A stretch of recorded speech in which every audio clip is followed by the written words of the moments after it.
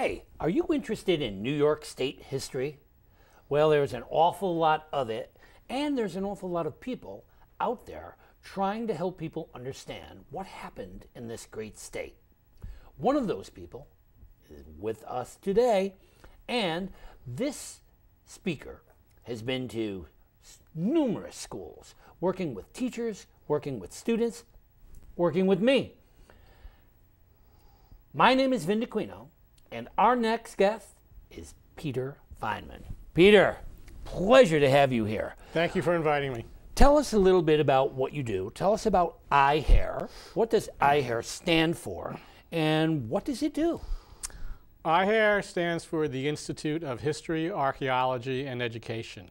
It's a nonprofit organization that tries to reach out to students, as you mentioned, teachers, and the general public to inform them about the history of the United States, New York, and also ancient civilizations. So it's sort of based on the principle that people really don't know a lot, or as much as I think they should, about the world around them, even their own communities where they live, like here in Putnam County, or as well as our own history.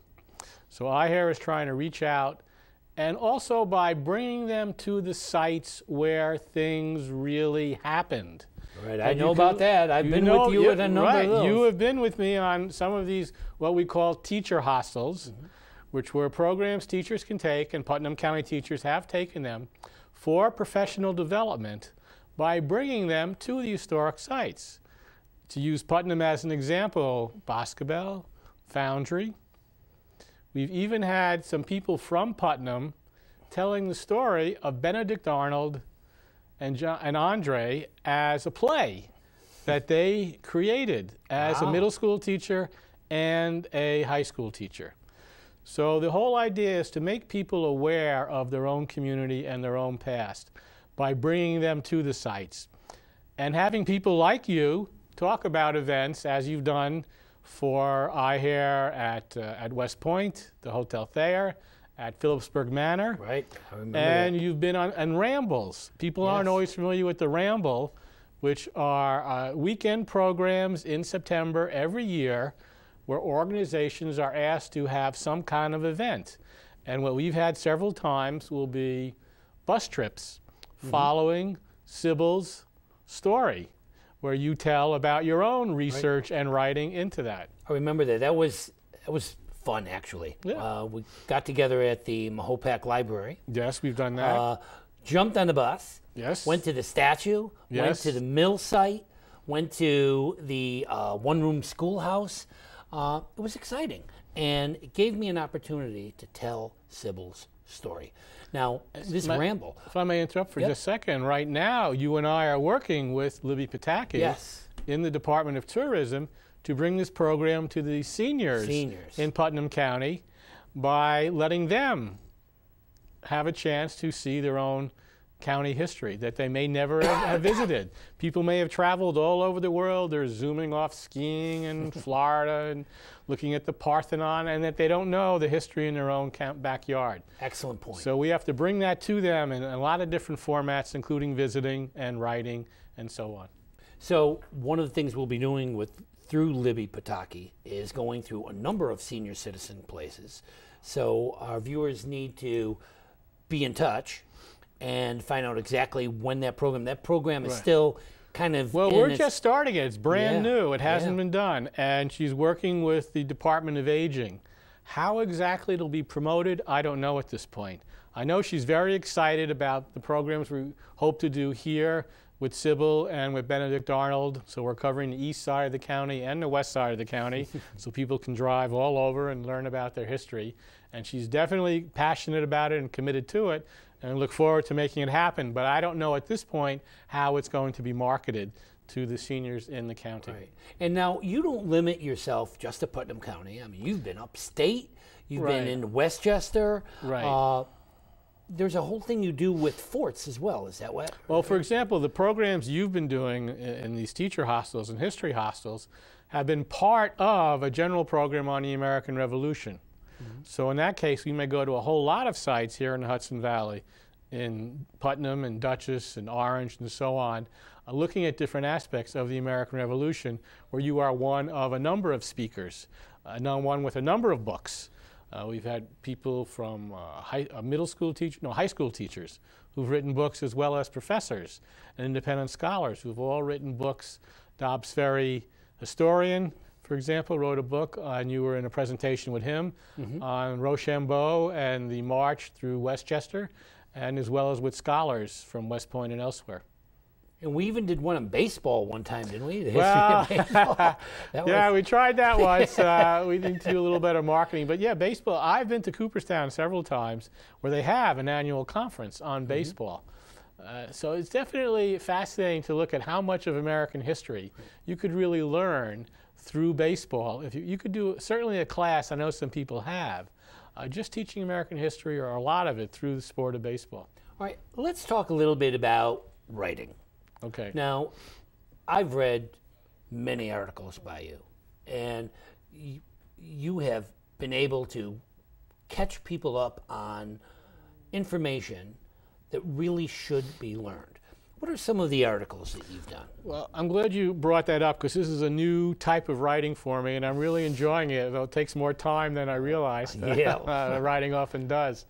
One of the people who had been getting some notices from me in the past turns out to have been the editor of something called the Adirondack Almanac, which is an online magazine. So this is a new type of writing based on the new technology. Right. And it's somewhat like a blog that people may be more familiar with.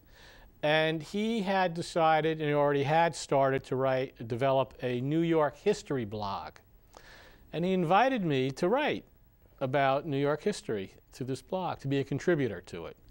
So I started doing it, and now write once a week rather, for it. Once a week, wow. I started right after Irene, because we had just had a teacher trip in the Mohawk Valley. And we had seen things which after Irene no longer existed. Wow. Because the flooding destroyed... Just wiped out some villages, destroyed, towns. well, some museums or some sites that they had. So I was writing about that, and then I've just been writing on roughly a weekly basis since that. But a blog is very different kind of writing than you're doing in your book. Right. People think, oh, I'll just set up a blog on the computer and the web. It's very easy to do today. Okay, who's going to know about it?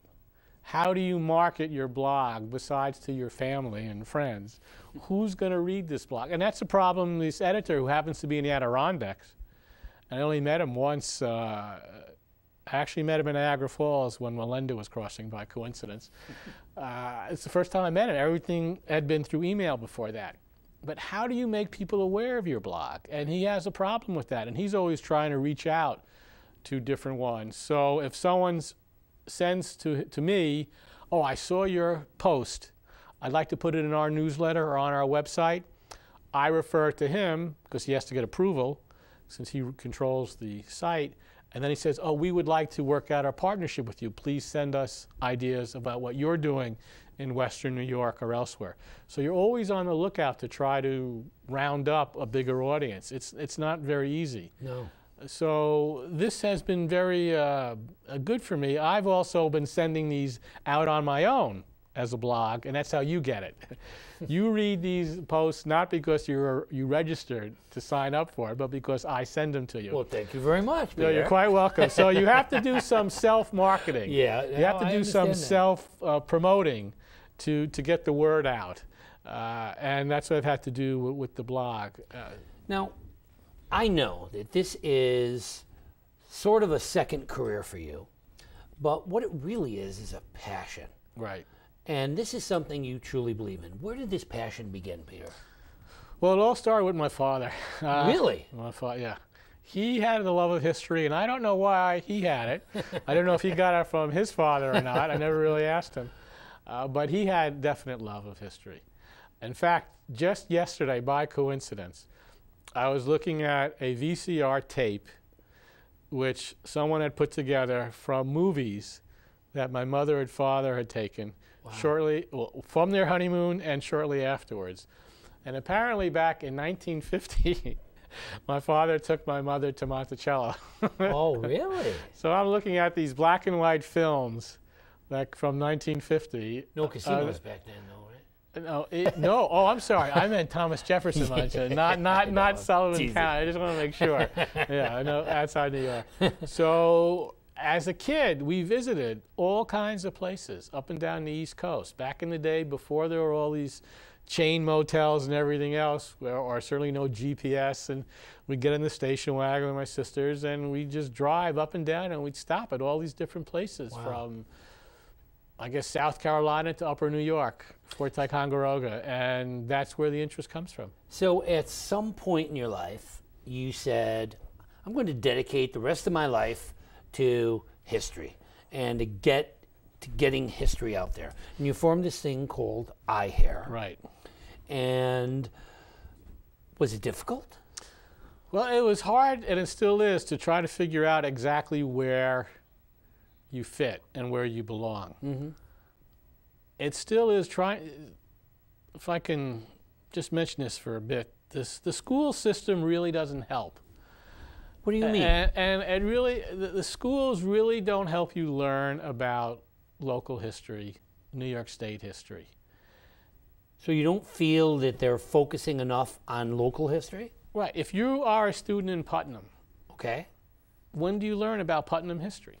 When do you learn about Putnam County history, about the history of Garrison, the history of Brewster? When do you learn about the impact of the construction of 684 and I-84 and the trains and the different immigrant groups have come here? Besides Sybil, there's more to Putnam County history than Sybil. Yeah, I was going to mention that. In there's another 200 years. Yeah, in fourth grade, for example, Sybil Ludington is now part of the New York State curriculum. No. And they are required in fourth grade to teach local history. I don't know how much after that. I think eighth grade hits on American history and does some local history. But you're saying they're not doing enough. Definitely not. Part of the problem is you have statewide exams. Mm-hmm. So if you're giving a statewide exam, okay, you have the Erie Canal. Everyone knows about the Erie Canal. It's part of New York State history. But what do you have about, say, the Foundry Museum, or the Foundry itself as a producer of canon? Here we are celebrating the 150th anniversary of the Civil War that the Foundry was very much involved in. When are you going to learn that? Well, that's not going to be in a statewide test for someone from Buffalo. And just as we're not going to learn here in Putnam about the Underground Railroad up in Albany or in Niagara Falls. That's the problem with statewide exams and trying to get kids connected to their own community. Right, there's so many mandates. There's so many mandates. Have to meet. So one thing I hope to do is, last year we had a Putnam County History Conference, which I initiated. And once the bicentennial is over, which is obviously taking a lot of time and effort, I hope we will have another Putnam County History Conference. And I've arranged with the publisher for high school students to have their publications on local history put online. Wonderful. So now that means high school students can now enter this contest. It's not even a contest so much. It's a question. What I hope to do is just this annual conference, which I hope it will be an opportunity to award, recognize high school students and teachers who have used Putnam County history in the classroom, and the winners at the high school level of the award will have their term paper or project posted online. Great. Down the road, if we get enough of these, then maybe we could publish them as a book. Wonderful. One of the things I've been very active in for over 20 years is the Young Authors Conference. Okay. And it's held at the Westchester Community College. And it's run by BOCES. And they have students from all over Putnam and Westchester County. Students who are good writers. They're selected by their schools to come to this conference where all of these writers, editors, agents get together and talk to these students about writing. I love the idea of doing something similar for history. Well, and bringing these history buffs from all these different schools in Putnam County and or Westchester, and having them meet historians, having them meet people who are pro-history. It's a wonderful idea. Well, I think we have a project now to work on. Yeah, there we go. There we go. We've just created it. Okay, I'm sorry. Tune off. We're on our way. What is history if not storytelling? Yeah, that is And right. why not tell stories that mean something to the kids? Let them tell stories about their own community, about someone they know. Remember, I hate to say this, but to somebody our age or a little older, we're roughly the same time as the dinosaurs to a fourth grader. Yeah. There's not much, and King Tut, or just to put someone else they know. Yep. You happened to see a statue of Sybil one day. And That's that true. launched you on your writing career, otherwise we wouldn't be here right now. Yep. Well, what about other kids? Let's give them the chance to meet people in their community and tell the story of, well, this is the barber who's been doing 5 generations of cutting hair in my community, and I want to write about this person. Or this is the person who's been preparing the prom dresses for our senior class since time immemorial. Let me just write about who this person is. It doesn't have to be world famous. It has to be someone you can connect to, you can relate to, and then write a story about. Yeah. And once that happens, you never know where it might lead. And wouldn't it be great if teachers were to take students on field trips to the county historian's office, Definitely. to archives, to libraries? Research is very much a part. You know, I taught English for 35 years. Really? And one of the things is to teach children about research. Yes. And more than just looking up information in an encyclopedia. Right. And this is the information age. I mean, with this whole thing with computers, it's fascinating. One of the things recently that blew my mind is that for years we believed that Sybil Ludington's story about the ride came to us in 1907, twice. Once in Willis Fletcher Johnson's memoirs of Colonel Ludington, and once in the Connecticut Magazine by Lewis S. Patrick. Well, that's what we believed. Well, recently, a book was put online from 1880 by Martha J. Lamb. It mentions Sybil's ride. Fabulous, fabulous, because now we're closer to her lifespan. For once, what we're hoping to do is to find primary information, a primary source that would mention Sybil's ride. So it's a new day and age. The computer has changed research drastically. So I'm sorry, go ahead. No, you're exactly right in what you're saying. But you see, you had the interest, and then you did the research. You wanted to quench that interest. You wanted to resolve it. If you just teach research skills in a school, and they don't have any particular interest in researching anything, it dies away. So you want to grow passion. Yes, and with field trips, going to places, meeting curators, talking with people, they may not all get the Sybil bug, Right. but if enough are exposed to enough history things, bug. something will click. Great. Maybe it'll be on the American Revolution, maybe it'll be on, they like trains, it doesn't really matter. Or Something. You want something to click in the heart and soul and the mind of the kid, and then they will do that research. so one Now- of the things that IHARE believes Yes. is that you need to build passion in the teachers, who will then build passion for their Definitely. students. It's a great idea, Peter. Now, something you said about computers, though, reminded me of this, if you wouldn't. Okay. This is a journal, Near Eastern Archaeology. This is totally different than New York History, because this is an academic publication. That means it's peer-reviewed. When you submit something to New York History, the editor takes a look at it, but by and large, it's like writing a weekly column in a newspaper. It's going to be posted. Right. This has to go out and be reviewed by scholars in the related field before it's accepted for publication. I mention that because the article I have coming out in the next issue, this is, I'm great. sure you were holding up the spring issue, the summer issue, which is now being printed. The editors are coming back to me and asking me a question or two, and I am finding that for me to get a certain book to check on a point, I can go online and get the book. Yeah.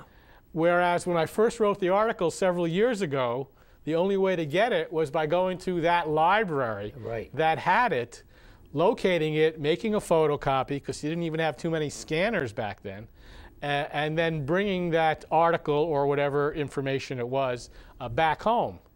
Now I can just sit down at the computer. Oh, you weren't sure about this book or the citation from this page? I can just go look it up right off the computer. It's just amazing how much things have changed in a few years. There was a time when I started working on Sybil Ludington, The Call to Arms, in '97. I went to several places to look at newspapers. Peter, they fell apart in my hands. I mean, I looked, I said, oh my God, you know, I was afraid to touch them. Well, now a lot of these are actually online. You could go online and see a paper from 1850 and read an article. It's a new day and age. Plus, they're often searchable by word. In other words, the originals you used to see, you had an image, and you would have to scroll through it to find the topic you wanted. Right. But now they're searchable by word. You just key in the word you want, and it says, pops up. Here are the 18 pages where this name or place occurs. It's just extraordinary. But again, we both had the interest that we pursued. An example of this Martha J. Lamb, you could go online, and you could actually type in Martha J. Lamb, Sybil Ludington, and the page comes up with the mention of the thing. I mean, it's just amazing. And you're right. About 2 weeks ago, I went with 2 representatives of the historian's office to New York City. And we went to the New York Historical Society. Now, that alone was a wonderful experience because they had all of these records, all of Lamb's records, in boxes. And we sit down, we write down the box we want, they bring the box, and we can thumb through her actual notes, handwritten notes from this woman, things that have been lost in the past. So information is much more accessible than it has ever been. So it can be very exciting for these students to go out and learn how to do real research. And I mean document their information with primary sources. And that passion must be built. So I think what you're doing is a great thing. And to bring students and teachers to the actual places. It's one thing for a teacher to teach Fort Ticonderoga. But it's another thing if that teacher has actually been to Fort Ticonderoga. It's so different when the teacher brings that passion back to the classroom because then it's live. Even if you can't take a class from, say, Putnam County to Fort Ticonderoga, you've been there, you've taken the pictures, you've spoken with the curators, they're real people, you can email or phone, and you can show that in the classroom. So that's a great advantage. Another thing that I just find wonderful with your programs is I know they read my books, and I know you promote my books, and I appreciate sell them as part of the program. And I appreciate it. But then, not only do you help put the books in their hands, but you put me in their hands. So I can discuss my books. I can talk about what I do. I know the easy reference chart that I have in the back of Sybil Ludington. It gives information. Then it gives where I found that information and what the book was, so they can pinpoint and know exactly where I went for this research. See, that's the part that's interesting. Sometimes you give a Sybil talk, where you talk about her as a person. But sometimes you talk about the research process, how you learned about Sybil.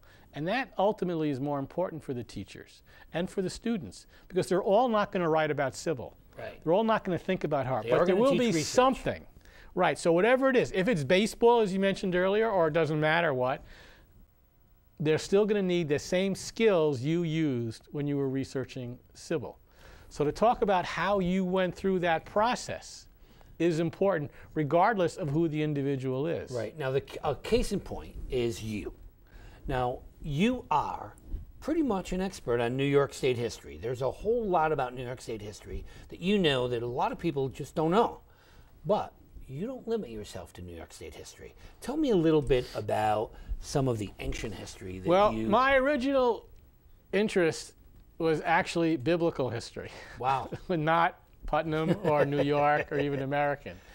But when you start doing biblical history, you find it's hard to get that into the schools. Yeah. When you mention the word Bible. So with biblical history, that easily related to Egyptian history, ancient Egypt, and Mesopotamian history. And it's much easier to develop programs on ancient civilizations related to those topics than it is to biblical. But my personal interest still is in the biblical. So the article coming out in this journal is actually about the founder of biblical archaeology in the United States and the research I did on him. And in fact, if I can show you this, the book is also about the same person, the founder of the Dean of Biblical Archaeology, as it's called. So a lot of the conferences I go to are actually related to Egypt or ancient civilizations. There's a lot less of that going on with the schools. I find very often when I go to teacher conferences, if I'm doing a session on Egypt or Mesopotamia, I may be the only one presenting anything on ancient civilization. Wow, and that's sad. And Children even have to right learn that now, too. and this is very important, the New York State regents, the people in charge of the curriculum, are debating whether or not global civilizations, which includes ancient, should even be required in the curriculum. Let me ask you a question. All these articles and things that you're writing, will they ever find their way into a book, Peter? Well, this is a book. I mean, your own, you had talked about. Well, one of the things I hope to do, maybe I'll ask for your help. A collection of your. I've been doing the posts to New York history for about a year now, since the Hurricane Irene. And I just realized maybe it's time for a book. Yeah. Part of the reason is when I first started, the editor said 500 words should be your limit. I think it's by and large people will read one screen at the most, and then you exhaust their attention span. I just realized that my last one was about 1,900 words. Whoa. Because I'm writing about a new program by the governor called Path Through History. And we just had a conference in Albany, and there was a lot to say. And I've had people tell me, oh, I can't read yours at work, it's too long. I have to email it to me at home and read it there. So what I would like to do is start putting these posts together in a book form. That's a great idea. Well, I would love to see a collection of those stories. So I'd have them all between two covers. Yes, you would. I am going to talk with you later. Okay. When this show is over. All right. About the possibility of doing that. Okay. I know that there Thank is you. a publisher out there would love to get his hands on a collection of Peter Feinman short stories. Thank you. Articles. Peter, I cannot thank you enough for being here today. There's a lot of good information that we're hearing. I like the idea of creating passion for students. Our children need to know our history. Thank you for tuning in today, and thank you, Peter Feinman. Thank you for bringing me here. A pleasure to have you here.